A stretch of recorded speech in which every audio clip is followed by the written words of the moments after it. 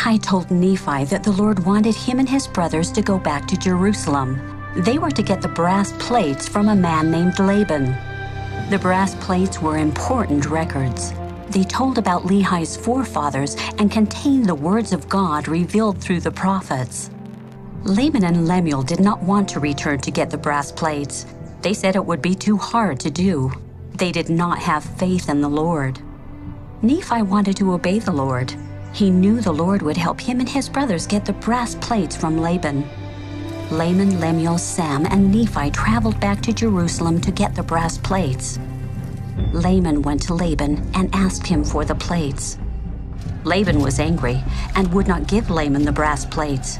Laban wanted to kill Laman, but Laman escaped.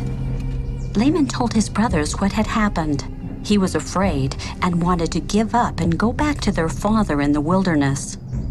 Nephi said they could not return without the brass plates.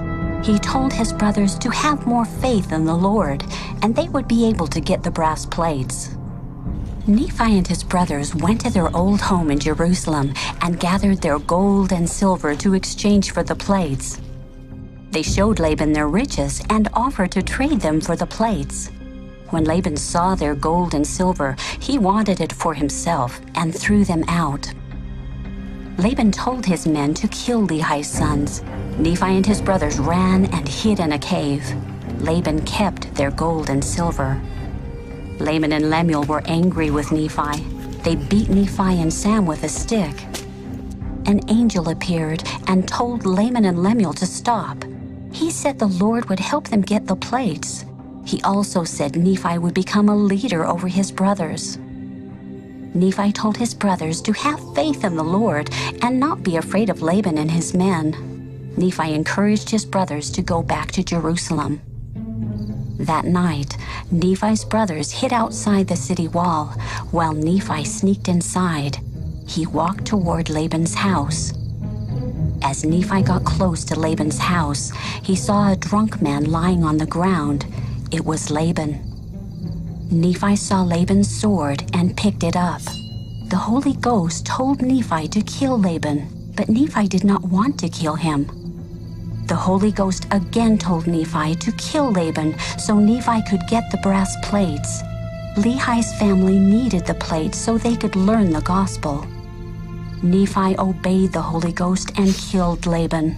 Nephi then put on Laban's clothes and armor. Nephi went into Laban's house and was met by Zoram, Laban's servant. Nephi looked and sounded just like Laban. He told Zoram to get the brass plates. Zoram thought Nephi was Laban, so he gave him the plates. Nephi told Zoram to follow him. Laman, Lemuel, and Sam saw Nephi coming and were scared. They thought he was Laban.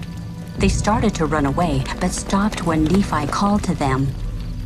Then Zoram realized that Nephi was not Laban, and he tried to run.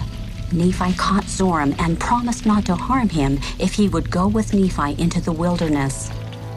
Zoram agreed. Nephi and his brothers took Zoram and the brass plates and returned to Lehi and Sariah. They gave the brass plates to Lehi. He and Sariah were happy their sons were safe. They all rejoiced and thanked God. Lehi read the brass plates. They told about Adam and Eve and the creation of the world. They contained the words of many prophets. Lehi and Nephi were happy because they had obeyed the Lord and had been able to get the brass plates. Lehi's family packed the brass plates to take with them on their journey so they could teach their children the commandments.